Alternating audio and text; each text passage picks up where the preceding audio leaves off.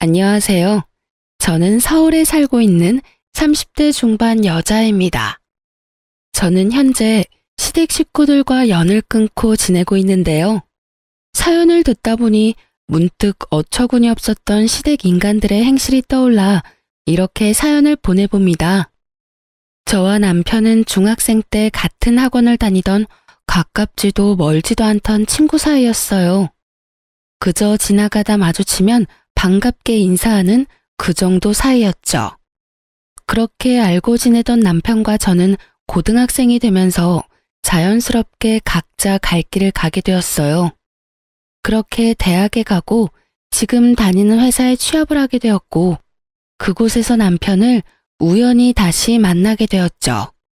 그렇게 저흰 가깝게 지내게 되었고 처음엔 반가운 친구 사이로 지내던 저희는 자연스럽게 연인 사이가 되었고 결혼 약속과 함께 상견례를 하게 되었어요. 아주버님은 남편과 쌍둥이였는데 남편과 마찬가지로 같은 학원에 다녔던 터라 상견례 자리에서 저를 보고 엄청나게 반가워해 주더라고요. 재수씨, 이렇게 다시 만나다니 반가워요. 두 사람 인연이긴 인연인가 보네요. 결혼까지 한다니 말이에요. 그러게요. 저도 회사에서 처음 만났을 때 얼마나 놀랐는지 몰라요. 다 가족이 될 운명이었나 보네요. 결혼 축하해요. 내 동생 잘 부탁해요, 재수씨. 이렇듯 저희는 알던 사이더라도 서로 간의 예의는 차리며 인사를 나누었고 상견례 자리도 화기애애한 분위기에서 잘 마무리되었어요. 양가의 축복을 받으며 저희는 결혼을 하게 되었고 신혼집은 친정에서 세를 주고 있던 아파트가 비게 되어 그 집에 전세로 살게 되었어요. 회사에서 가깝기도 했고 무엇보다 시세보다 저렴하게 세를 주신 친정 부모님 덕분에 고민할 필요가 없는 결정이었어요. 그렇게 저흰 평범한 결혼 생활을 이어나갔고 포용력이 넓은 남편 덕분에 크게 싸울 일 없이 잘 지냈어요. 그러던 어느 날 저는 출근을 하고 남편은 연차를 써 쉬는 날이었어요. 남편은 제가 출근하는 시간에 맞춰 일어나 저를 회사에 데려다주고 형을 만나러 간다고 하더라고요. 마침 형도 오늘 쉰다고 하면서요. 그래서 전 알겠다고 했고 남편은 마칠 때 데리러 오겠다고 하며 손을 흔들더라고요. 그렇게 전 남편의 배웅을 받으며 출근을 했고 퇴근 시간이 다가왔어요. 다 와간다는 남편의 연락에 회사 앞에서 기다리고 있는데 기다리는 남편의 차는 오지 않았고 이상한 차가 제 앞에 멈춰서더라고요. 그 순간 창문이 열렸고 운전석에 앉은 남편이 타라고 하더군요. 의아했지만 별 생각 없이 전 차에 몸을 실었고 차에 타자마자 남편에게 물어보았어요. 여보, 이 차 뭐야? 중고차로 새로 샀다기엔 등급도 그렇고 주행거리도 그렇고 당신 차보다 나은 게 없는데? 설마 제 값 주고 산 건 아니지? 그게 오늘 형 만난다고 했잖아. 거의 반 강제로 바꿨어. 형 차랑. 이거 형 차야. 뭐? 왜? 몰라. 바꿔달라고 계속 그러잖아. 처음엔 안 된다고 했는데 계속 내 차가 갖고 싶다고 하루 종일 귀찮게 하더라고. 그래서 그냥 바꿔버렸어. 황당하더군요. 남편 차도 그리 좋은 차는 아니었는데 그것마저 탐내며 바꿔가다니 그렇게 안 봤는데 참 어처구니가 없었어요. 시숙도 시숙이지만 남편도 어이없기는 같았어요. 아무리 자기가 총각 때부터 가지고 있던 차라고는 하지만 그래도 이런 일은 상의 정도는 해야 하는 것이 맞는다고 생각했기에 남편에게 단호하게 한마디 했어요. 당신이 지금 웃을 때가 아니야. 일단 차는 이미 바꿨다고 하니까 그냥 넘어가는데 앞으로는 이런 일이 있으면 나랑 상의 정도는 해줘. 나 정말 지금 어이가 없어지려고 그래. 아무리 동생 차가 탐난다고 해도 그걸 정말로 바꾸자는 형이나 바꾸자고 한다고 바꿔버리는 동생이나 나 황당해 진짜. 그런가? 난 워낙 어릴 때부터 이러고 살아서 그런 생각도 못했네. 먹는 것도 그렇고 입는 것도 그렇고 좋은 거는 다 형이 먼저였거든. 그래요. 남편은 이 상황에 대한 자각 자체가 없더라고요. 3분 빨리 태어난 것도 형이라고 남편은 어릴 때부터 집안의 분위기에 휩쓸려 시숙을 머리 위에 이고 산 듯했어요. 이미 등록비까지 다 내고 명의까지 바꿔버린 차이기도 했고 곧 임신 준비도 할 예정이라 차를 한 대 더 살 예정이었던 터라 그냥 넘어가기로 했습니다. 대신 전 남편에게 정신교육을 하기 시작했어요. 여보, 당신 걸 아주버님한테 다 양보하는 건 당연하지가 않은 일이야. 그게 설사 아주버님이 가지고 싶어 한다고 해도 말이야. 아주 극단적인 예로 만약에 아주버님이 내가 갖고 싶으니까 날 달라고 하면 줄 거야? 미쳤어? 당신을 어떻게 줘? 내 마누라인데. 좋았어. 앞으로 그런 마인드로 살아. 이기적으로 살라는 말은 아닌데 내 것은 내 것, 네 건 네 것이라는 생각을 좀 하란 말이야. 왜 당신도 가지고 싶고 당신도 어렵게 가진 걸 아주버님한테 양보를 해? 그건 아니야. 아무리 형제라도 말이야. 알겠어. 앞으로는 다신 이런 일 없도록 할게. 당신이랑 꼭 상의도 하고. 남편은 호언장담해 주었고 저는 남편을 믿어보기로 했어요. 그렇게 저흰 시숙의 차는 만일에 대비해 팔지 않고 두기로 했고 조금 더 앞당겨 새 차를 뽑아 함께 타고 다니기 시작했죠. 그러던 어느 날 시부의 생신이 다가왔고 남편과 저는 퇴근 후 바로 약속 장소로 가게 되었어요. 그때까진 시댁과 얼굴 붉히는 일 한 번 없이 잘 지내고 있었던 터라 기쁜 마음으로 시댁 식구들이 모인 곳으로 걸어가고 있었어요. 그런 저희를 아주버님도 발견했는지 손을 흔들더니 저희가 의자에 앉기도 전에 말을 걸어오더라고요. 야, 너 차 바꿨냐? 좋던데? 정확히는 차 이야기였지만요. 도대체 언제 본 것인지 이때부터 시작된 차 이야기는 끊기지 않더군요. 언제 샀어? 나랑 차 바꾼 지 얼마나 됐다고. 그새 저렇게 좋은 차도 다 사고. 능력 좋다. 능력 좋기는 문짝만 우리 거고 다 대출이지 뭐. 우리 이제 임신 계획도 세우고 있고 원래 바꿀까 생각도 하고 있던 터라 그냥 앞당겨서 샀어. 이제 아기 생기고 출산하게 되면 이 사람하고 아기하고 타고 다녀야 하니까. 부담되더라도 안전하고 좋은 차로 산 거고. 이렇게 말한 남편은 더는 차 이야기가 하고 싶지 않다는 듯 티가 나게 시부에게 말을 걸며 말을 돌려버렸지만 시숙은 그런 남편에게 끈질기게 차에 대해서 물어보더라고요. 어찌나 캐묻는 것인지 남들이 보면 남편에게 차를 사러 온 손님이라 착각까지 하겠더군요. 남편은 끊임없는 시숙의 물음에 대답하느라 밥은 먹는 둥 마는 둥 했고 전 그런 남편이 신경 쓰여 가만 있을 수가 없더라고요. 사실 시숙의 차 이야기가 거슬리기도 했고요. 아주버님, 차 이야기는 이제 그만하시고 식사하세요. 음식 다 식겠어요. 당신도 얼른 먹어.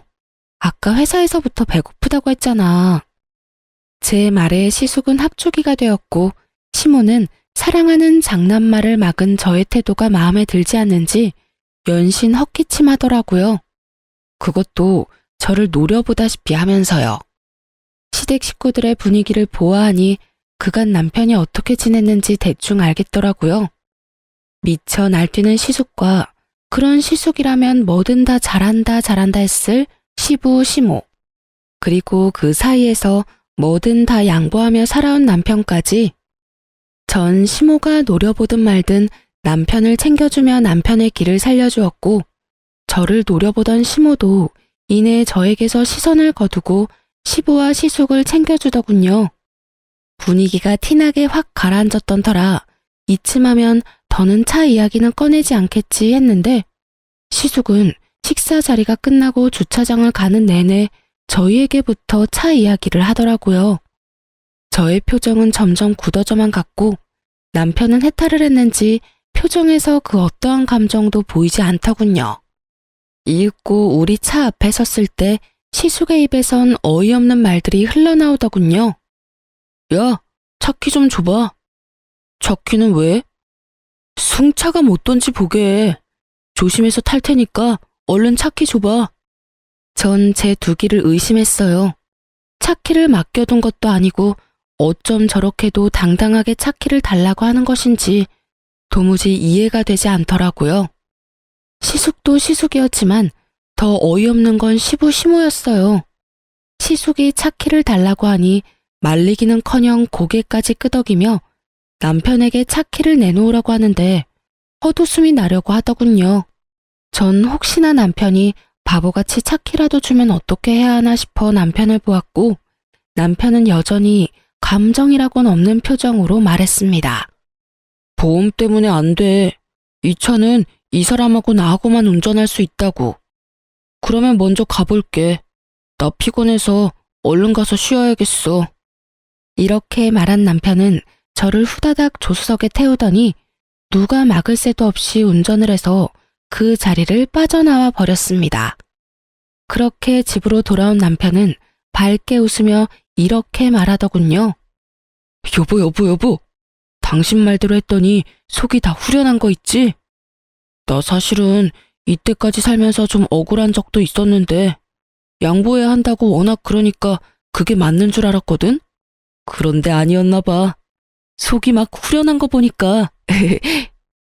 사람 고쳐 쓰는 거 아니라고 했는데 이날 남편의 모습은 개선의 의지가 보였고 충분히 고쳐 쓸 수 있을 것 같더라고요. 그 믿음에 확신을 주게 된 계기는 생각보다 빨리 찾아오더군요. 시부 생신 이후 저의 태도에 큰 불만을 가지게 된 시모는 저에게 틈만 나면 연락하며 괴롭히기 시작하더라고요. 예, 어머님, 무슨 일이세요? 넌 무슨 말을 그렇게 하니? 꼭 무슨 일이 있어야지만 전화를 하니? 아니요, 그게 아니라 혹시나 무슨 일이 있나 싶어서요. 아무 일도 없다. 네가 생전 나한테 먼저 전화하는 일이 없으니 나라도 먼저 해야 하지 않겠니? 이렇게라도 하지 않으면 며느리 목소리도 있겠어. 어제도 그제도 저에게 전화해 30분이 넘는 시간 동안 잔소리를 한 것은 기억도 나지 않는 것인지 이런 식으로 말도 안 되는 트집을 잡아대기 시작하는데 미칠 지경이더라고요. 이 고난은 또 어떻게 헤쳐나가야 하나 고민이 깊어지던 어느 날 남편과 회사에서 이야기를 나누고 있는데 또 시모에게서 전화가 왔고 저의 표정은 점점 굳어져만 갔어요. 그 순간 남편은 묻지도 따지지도 않고 제 휴대전화를 가지고 가더니 전화를 대신 받더군요. 엄마, 집사람 회의 들어갔어. 무슨 일 있어? 아, 그냥 했다고?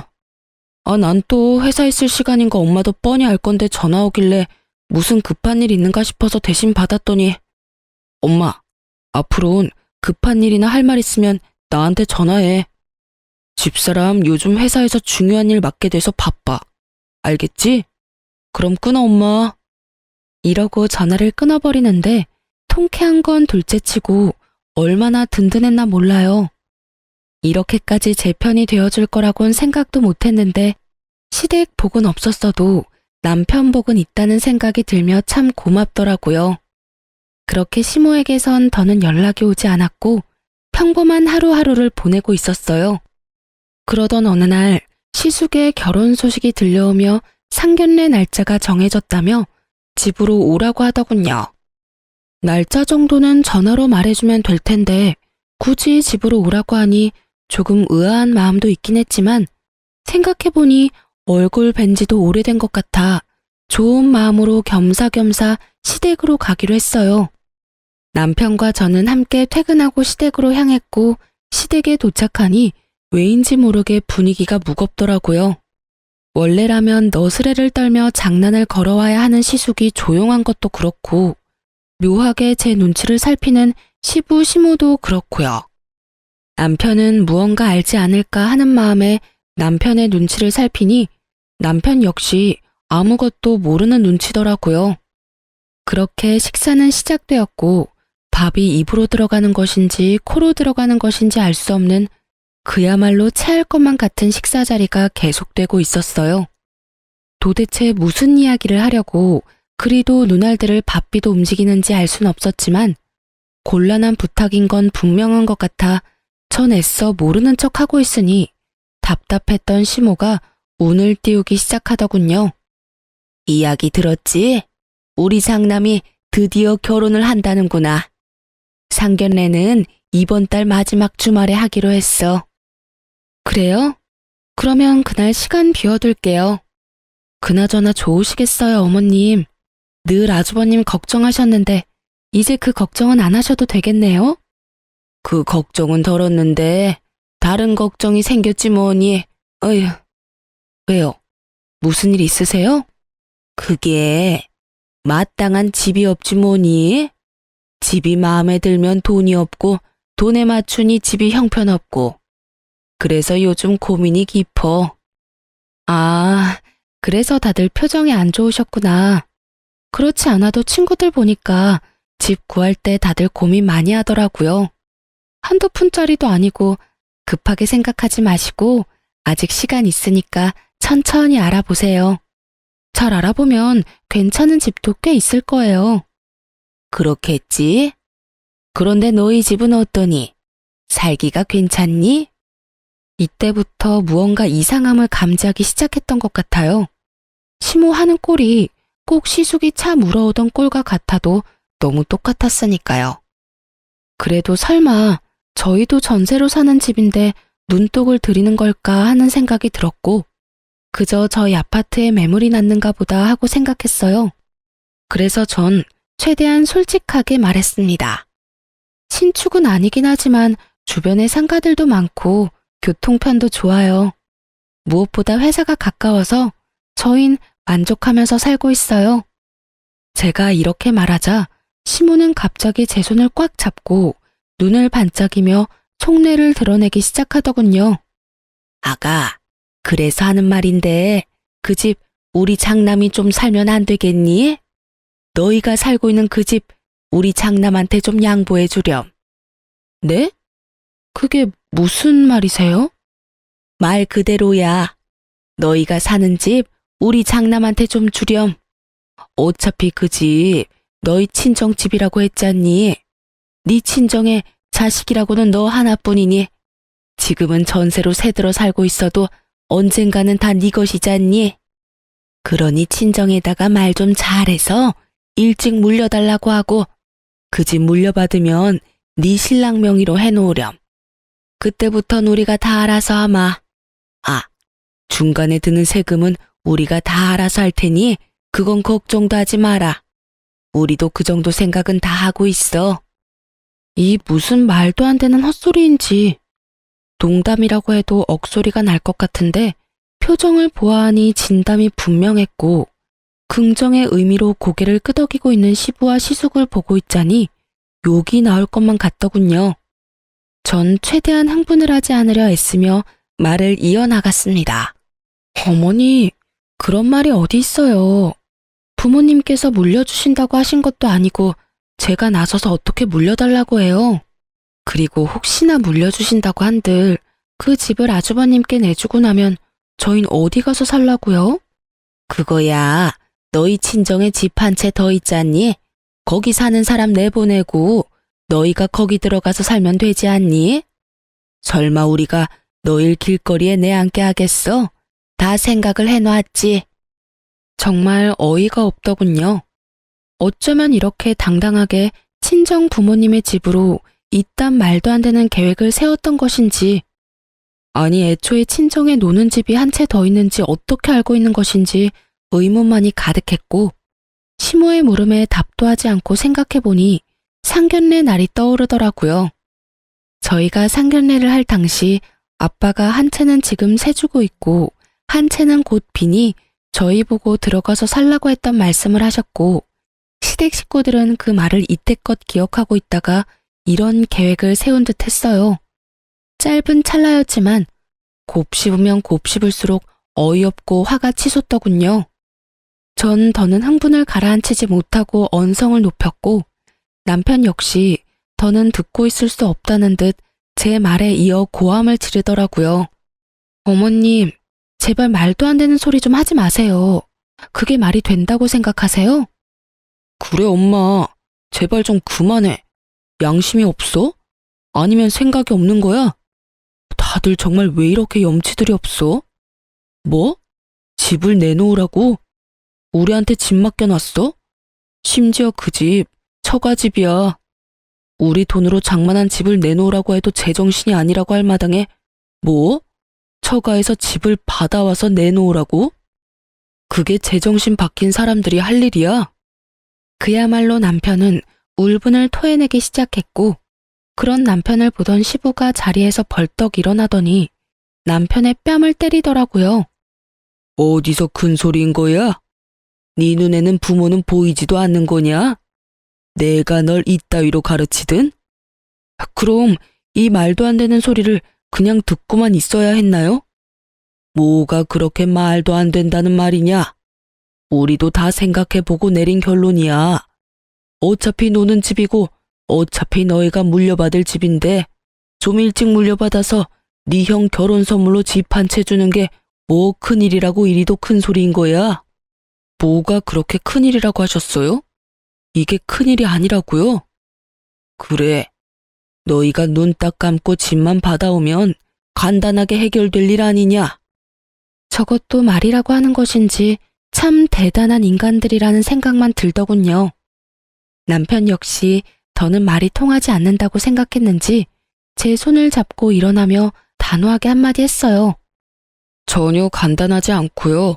저흰 절대 처가에서 집 받아올 생각도 없고 혹시나 집을 받게 되더라도 줄 생각은 전혀 없으니 선물 캐지 말고 그 시간에 능력에 맞는 집이나 더 알아보세요. 아시겠어요? 이렇게 말한 남편은 대답은 들을 필요도 없고 더는 말 섞을 필요도 없다는 듯 저를 끌고 시댁에서 나와버렸습니다. 그날 이후 시댁에선 연락이 없었지만 시숙에게선 적잖게 연락이 왔고 남편은 절대 안 된다는 말만 반복하며 전화를 끊어버리더군요. 그렇게 상견례 날이 되었고 저희는 고민하던 끝에 상견례에 참석하기로 했어요. 저희는 저희의 뜻을 분명히 밝혔고 아무리 상황이 이 지경이라도 형제가 있는 것을 뻔히 알 텐데 참석하지 않으려고 하니 마음이 불편해 많이 고민하고 내린 결정이었죠. 걱정이 많았던 상견례 자리는 저희 때와 마찬가지로 비교적 좋은 분위기로 이어지고 있었고 이런저런 이야기가 오가다 시숙의 예비 장모님께서 집 이야기를 꺼내더군요. 그건 그야말로 파국의 시작과도 같았죠. 혹시 집은 어떻게 하시기로 하셨나요? 저흰 사돈댁 의견에 맞추겠습니다. 집을 해주신다고 하신다면 저희도 거기에 맞게 다 해서 시집 보낼 것이고 애들끼리 알아서 하게 하신다면 그것도 상관없습니다. 혹시 따로 계획하고 계신 것이 있으면 말씀해 주시겠어요? 들어보니 반반 결혼도 전혀 상관이 없다는 말이었고 여러 가지 생각이 스치더군요. 굳이 시숙이 집을 마련해야만 하는 상황도 아니었는데 그 무리한 요구를 했던 시댁 식구들이 어이없기도 하면서 또 한편으로는 반반 결혼도 환영해 주신다고 하니 다행스럽기도 하더라고요. 이젠 그 말도 안 되는 요구를 하는 일은 없겠다 싶어서요. 하지만 그런 제 기대와는 달리 시모의 입에선 예상치 못한 경악스러운 말이 흘러나오고 있더군요. 아유, 애들끼리 알아서 한다니요. 요즘 아무리 세상이 변했다고 해도 집은 남자가 해가야죠. 마침 괜찮은 아파트가 있어서 사려고 하고 있어요. 아, 그러세요? 그러면 거기에 맞춰서 혼수 준비하도록 할게요. 대략 몇 평쯤 되나요? 32평이에요. 층은 20층인데 전망도 좋고 주변 상가도 많이 들어와 있어서 생활하는데 불편함이 없을 거예요. 아, 신축은 아닌데 관리가 잘 돼서 아주 괜찮다고 하더라고요. 거기에다가 교통편도 아주 좋고요. 그래요? 무엇보다 교통편 좋다는 게 참 좋네요. 그렇죠? 마음에 드신다니 다행이네요. 조만간 살던 사람들이 나갈 예정이니까 정리되는 대로 같이 보러 가시죠. 그래도 집은 한번 보셔야 하지 않겠어요? 빠른 시일 내에 연락 한번 드릴게요. 이렇게 말하면서 저를 쳐다보며 미소 짓는데 딱 알겠더라고요. 20층 32평? 인프라 형성이 잘 된 신축은 아니지만 관리가 잘 된 아파트. 그곳은 바로 저희 집이라는 사실을요. 그래요. 시모는 뻔뻔하게도 준다고 한 적도 없는 저희 집을 얼굴색 하나 변하지 않고 마련할 수 있다고 말하고 있었고, 그 머릿속은 뻔했어요. 아마 모르긴 몰라도 상견례 자리에서 공포하듯 말하면 저희가 어쩔 수 없이 집을 내놓을 거라 생각했겠죠. 그 얼마나 어이없고 멍청하게 짝이 없는 생각인 줄도 모르고요. 아니, 친정 부모님 집이 제 집도 아니고 저희가 마련한 저희 명의의 집도 아닌데 어쩌면 그런 생각을 할 수가 있는지 참 황당하더라고요. 심보도 참 날강도 심보보다 더하면 더했지 모자라진 않아 보이더군요. 시댁에서와 마찬가지로 시부 시숙의 표정은 평온하기 그지없음으로써 이 말도 안 되는 생각과 같다는 뜻을 표하고 있었고, 저와 남편의 표정은 점점 굳어져 가고 있었어요. 전 상견례 자리고 나발이고 더는 참을 수가 없었고 시모에게 마지막으로 확인하기로 했어요. 어머님, 혹시 지금 마련할 수 있다는 아파트가 저희가 살고 있는 집인가요? 나가야 하는 세입자는 저희고요. 맞나요? 그래, 그때 다 이야기되지 않았니? 우린 충분히 다 설명했다고 생각하는데 할 말 있거든 집에 가서 이야기하자꾸나. 오늘이 어떤 날인지 모르니? 일단 상견례 자리부터 마무리하고 그때 이야기해. 알겠니? 당황하는 기색 하나 없이 뻔뻔하기 그지없는 얼굴로 딱 이렇게 말하는데 정말 헛웃음이 나며 눈앞이 캄캄해질 만큼 감당할 수 없는 화가 오르는 느낌을 받았어요.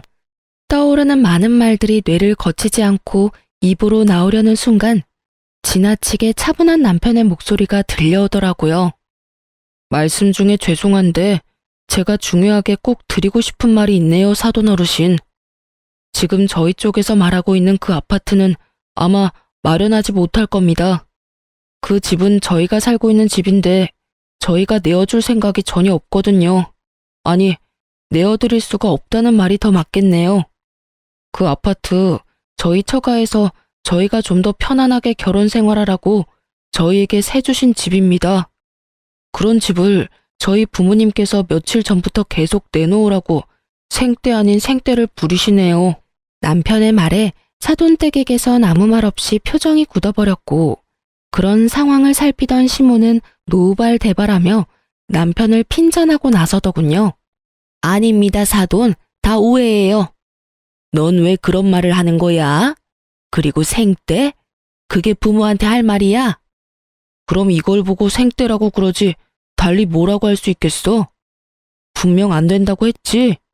처가에 집을 맡겨놓은 것도 아니고 형이 장가가는데 왜 우리가 처가댁에서 집을 받아와야 해? 그것도 주신다고 한 적도 없는 집을 말이야. 그런 걸 보고 날강도 심보라고 하는 거야, 엄마. 어때요, 사돈 어르신들? 제 말이 틀렸습니까? 저희 부모님께서 처가에 가서 집을 받아오라고 하더군요. 그것도 두 채나요. 한 채는 지금 저희가 사는 집인데 그 집엔 형이 들어가서 산다고 하고 한 채는 저희 보고 들어가서 살라고 하는데 이게 말이 되는 상황이라고 생각하십니까? 너 정말 그만하지 못해? 이 자리가 무슨 자리인지 잊었어? 네 형 결혼 망치려고 작정했니 너? 결혼 망치려고 작정한 사람은 내가 아니라 식구들이지. 어떻게 하나같이 그런 생각들을 해? 누구 하나 말리는 사람이 없냐고. 그때도 분명하게 말했는데 못 알아들을 것 같으니까 다시 한번 말해줄게. 우린 절대로 처가에 집 달라고 할 생각도 우리가 사는 집 내줄 생각도 없으니까 쓸데없는 꿈 꾸지 마. 알겠어? 내 부모, 내 형이지만 난 정말 이해가 안 된다. 어쩌면 이리도 뻔뻔하게 이런 생각, 이런 말을 할 수가 있는지 말이야. 개판 5분 전. 딱 이 말에 어울리는 분위기가 되고 눈알이 튀어나오게 남편을 노려보며 씩씩거리는 시부 시모와 자신의 예비 처가 식구들의 눈치를 살피는 시숙. 그리고 여전히 평온하기 그지없는 남편 사이에 무거운 정막만이 흐르던 그때 시숙이 입을 열더군요. 너 왜 이렇게 변했어? 너 원래는 이렇지 않았잖아. 다 잊었냐? 네가 가진 건 다 내 거라는 걸. 너 역시 그걸 당연하게 생각하고 이때껏 나한테 다 양보하며 그렇게 살았잖아, 너. 그런데 왜 이제 와서 이러는 거야? 그깟 집 좀 주면 되는 건데. 어차피 네 집도 아니고 처가에 그냥 받아오면 되는 건데 그것도 못 해줘? 자동차는 군말 없이 넘겨놓고 왜 집은 안 되냐고. 이 무슨 제 무덤 스스로 파는 짓거리인지. 시숙은 친절하게도 자신이 얼마나 파렴치하고 상식 이하의 인간인지 스스로 증명하고 있었고, 형님이 될 뻔했던 여자의 표정은 실시간으로 썩어가고 있더라고요. 여자의 표정은 보이지도 않는 것인지 시숙의 말도 안 되는 생떼는 계속되고 있었고, 그런 시숙의 말을 듣고만 있던 남편은 긴 한숨을 쉬더니 말하더군요. 그래. 나 이때까진 그렇게 살았어. 그게 맞는다고 생각했으니까. 그래, 그게 맞는 거야. 그러니까 이때까지 살던 대로 살아, 그냥. 알겠어? 아니, 이제 그게 틀린 거라는 걸 알았어. 그러니까 이제 그렇게 살진 않을 거야. 차 이야기했지? 그깟 차 정도야 형이니까 충분히 바꿀 수 있다고 생각했어. 사실 가격 차이도 크게 나지 않았고 내 돈으로 산 내 차이기도 했으니까. 가족끼리 그 정도는 충분히 해줄 수 있다고 생각했다고. 하지만 집은 엄연히 달라. 그 집은 내 집도 아니고 내 돈은 10원짜리 하나 들어가지 않았으니까. 정 그 집이 탐나면 형이 사. 살 돈이 없으면 전셋값이라도 내고 살아. 그 정도는 내가 장인어른한테 잘 이야기해 볼 테니까 말이야. 단 우리가 사는 가격대는 꿈도 꾸지 말고 시세대로 내고 들어와서 살아. 알겠어? 남편은 오목조목 흥분 하나 하지 않고 말하더라고요. 그 모습을 지켜보고 있는데 든든하기도 하고 통쾌하기도 해서 10년 묵은 채증이 쑥 내려가는 기분마저 들더군요. 이런 제 심정과는 달리 아무 말 하지 않고 있던 시부가 머리 끝까지 화가 났는지 막말을 쏟아내기 시작했어요. 너 이 새끼야, 지금 뭐 하는 짓이야? 네가 제정신인 거야? 이 자리가 어떤 자리인데 여기서 그딴 말을 짓거리는 게야? 그냥 알겠다고 하고 좋게 넘어가도 될 문제를 굳이 이렇게까지 만들어야 속이 시원해? 그때 이 아비한테 한 대 맞고도 정신을 못 차렸구나. 이 쓰레기 같은 놈, 부모 형제한테 이딴 식으로 굴고 네가 잘 될 것 같아? 이렇게 막장 드라마와도 같은 상황은 절정을 향해 달려가고 있었고, 내내 말 한마디 없이 지켜만 보고 있던 여자가 자리에서 일어나더니 시숙을 쏘아보며 말하더군요. 와, 진짜 가지가지한다. 당신이나 당신 부모님들이나 다 정상이 아니구나. 난 진짜 이해가 안 돼서 그러는데 지금 본인들이 얼마나 말도 안 되고 상식 밖의 요구를 하고 있는지 정말 몰라? 아, 됐다 됐어. 이제 와서 그게 뭐가 중요하겠어. 그냥 우리 파혼하자. 결혼 없던 일로 해. 여자의 말이 끝나자마자 참고 있던 여자의 부모님들은 말 섞을 가치도 없다는 듯 자리를 떠나버렸고 여자도 나가려는 순간 시숙이 무릎까지 꿇고 앉아 여자를 붙잡고 애원을 하기 시작하더군요. 자기야, 왜 이래?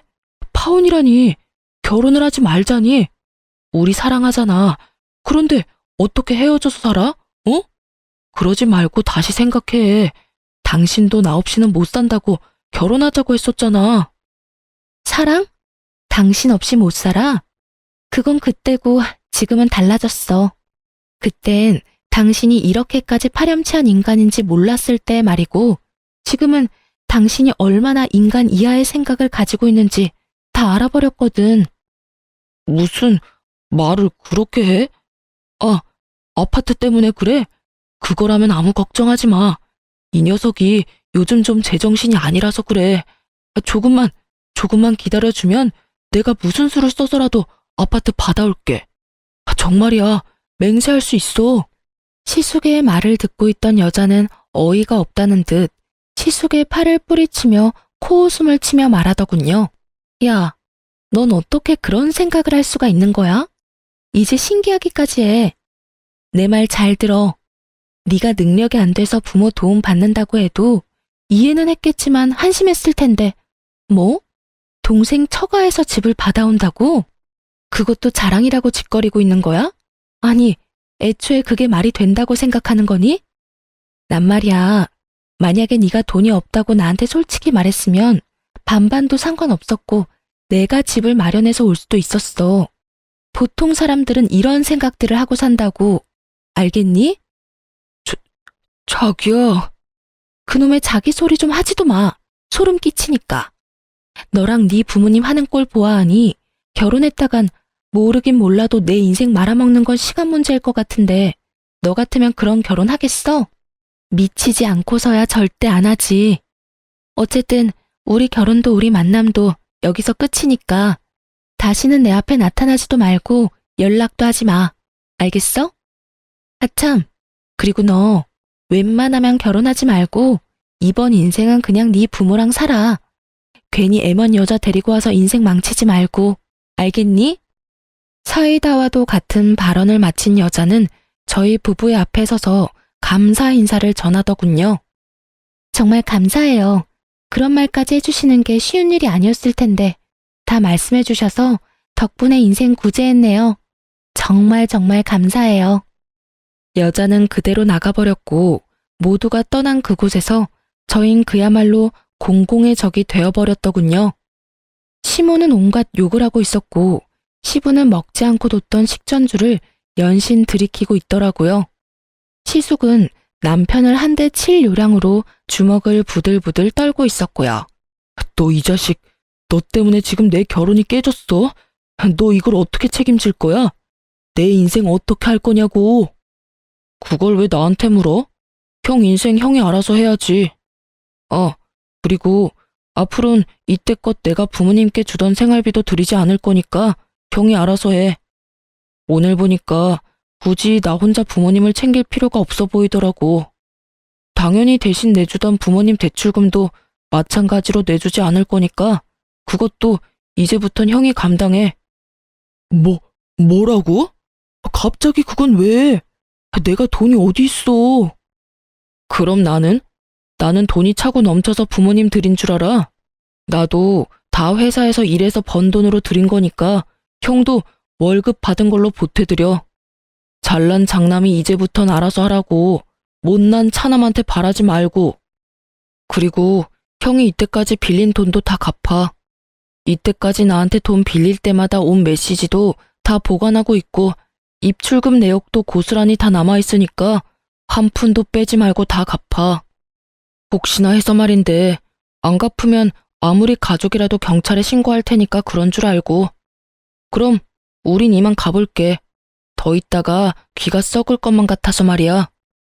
그렇게 저흰 돌아와 버렸고 시댁에서 오는 모든 연락을 받지 않았어요. 시숙은 예상대로 돈을 갚을 생각이 없어 보였고 남편은 그런 시숙을 경찰에 신고를 해버렸어요. 처벌을 할 생각까진 없었지만 겁을 주기 위해 하는 신고라고 하더군요. 남편의 생각이 통했는지 경찰에 신고를 한 날 시숙에서 전화가 끊이지 않고 오더라고요. 왜 계속 전화질이야? 너 진짜 미쳤어? 그렇다고 정말 신고를 하면 어쩌자는 말이야. 경찰서에서 전화까지 왔다고. 그러게, 내가 돈 갚으라고 했잖아. 경찰에 신고한다고. 야, 이 미친 새끼야. 네가 인간이야? 어떻게 이렇게까지 하냐고. 이렇게까지 해야 형이 내 돈을 갚을 것 같더라고. 이제 내 의지는 잘 알았을 테고 푼돈 가지고 시간 끌지 말고 주말까진 기다려줄 테니까 다 갚아. 만약에 이번에도 내 경고 무시하면 다음 주엔 경찰서에서 보게 될 테니까 그런 줄 알고 전화 끊어. 남편은 그대로 전화를 끊어버렸고 저를 향해 옅은 미소를 보여주더군요. 착잡해 보이더군요. 하지만 그 착잡함도 잠시 소식을 전해 들은 시부모가 집으로 찾아왔고 문을 열어주지 않으니 동네가 떠나가라 소리를 지르고 문을 두드리더군요. 그런 자신의 부모의 모습에 오만정이 떨어진 듯 남편은 아무 말이 없었고요. 그렇게 끝까지 밑바닥을 다 드러낸 시부는 저희가 도무지 문을 열어줄 기색도 보이지 않자 돌아가 버렸고 주말이 되기 전 시숙은 돈을 입금했더라고요. 그렇게 저흰 시댁과의 모든 연락을 끊고 살았고 처음엔 많이 힘들어하던 남편도 시간이 지나자 점점 표정이 밝아지더군요. 여보, 나 사실은 많이 힘들었어. 그래도 부모님이고 가족인데 이건 너무하나 싶기도 했고 말이야. 그런데 지금 생각해보니까 왜 진작 그러지 않았나 싶을 정도로 홀가분하고 행복해. 내가 진작 이런 결단을 내렸어야 했는데. 그랬다면 당신이 그런 일을 겪지 않아도 됐을 텐데. 미안해. 당신이 미안할 게 뭐 있어. 난 당신이 그런 결정을 내려준 것만 해도 고맙고 미안하고 그래. 그나저나 당신 집에선 더는 연락 없어? 응, 요즘엔 조용하네. 그거 참 다행이라고 하려는 순간 양반은 못 되는지 시모에게서 전화가 오더군요. 한동안 뜸했던 시모에게서 온 연락이라 남편은 잠시 고민을 하다 전화를 받았고 시댁은 그야말로 파탄이 나 있더군요. 무슨 일이야? 이제 다신 연락하는 일 없는 줄 알았는데. 아들, 엄마 아빠 좀 살려줘.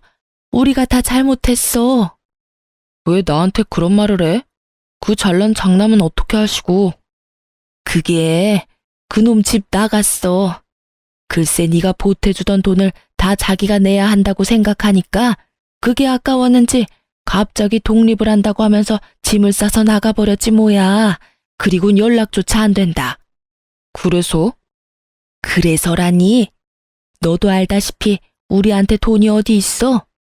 이 집 마련하느라 그나마 있던 돈도 다 쓰고 집 대출금만 남은 거 너도 알잖니? 이제 와서 일을 할 수도 없는 노릇이고. 그래서 하는 말인데 예전처럼 돈 좀 도와주면 안 되겠니? 앞으론 다른 건 바라지도 않으마. 그저 네 부모 생활만 할 수 있게 좀 도와주렴. 엄마, 잘 들어. 앞으로 나 우리 식구들이랑 영 끊고 살 거야. 자식으로서의 도리는 충분히 했다고 생각하고 있지만 상황이 이러니 형한테 돌려받은 돈 엄마 줄 테니까 급한 불부터 꺼. 그게 내가 엄마한테 마지막으로 해주는 도리니까 그런 줄 알고. 앞으로 연락도 하지 말고 찾아오지도 마. 너 정말 대단한 놈이구나. 어떻게 부모한테 이렇게까지 해? 내가 널 어떻게 키웠는데 이 나쁜 놈아. 이게 다 그년 때문이지? 네 마누라가 다 시켰지? 넌 그년이랑 결혼하기 전까진 이러지 않았어. 않았다고. 넌 부모보다 여자가 더 중요하니? 그딴 년이랑 당장 이혼해라. 당장 이혼하란 말이야. 시모의 절규 섞인 고함이 들려오고 남편은 아무런 대꾸도 하지 않고 전화를 끊어버리고선 시댁 식구들의 번호를 다 차단해버리더군요. 저 역시 다 차단해버렸고요. 그렇게 저흰 시댁과의 연을 끊어버렸고 시댁 소식은 평소 남편을 많이 아껴주시던 작은 어머님을 통해 듣게 되었어요. 잘 지내니? 네, 작은 엄마, 잘 지내시죠? 그런데 무슨 일로 전화를 다 주셨어요? 이야기 다 들었어. 가족들이랑 연 끊었다며? 네, 어쩌다 보니 그렇게 됐어요. 그래. 너처럼 바보같이 순하던 애가 그렇게까지 한 데에는 다 이유가 있겠지. 다들 잘 지내시죠? 잘 지낸다고?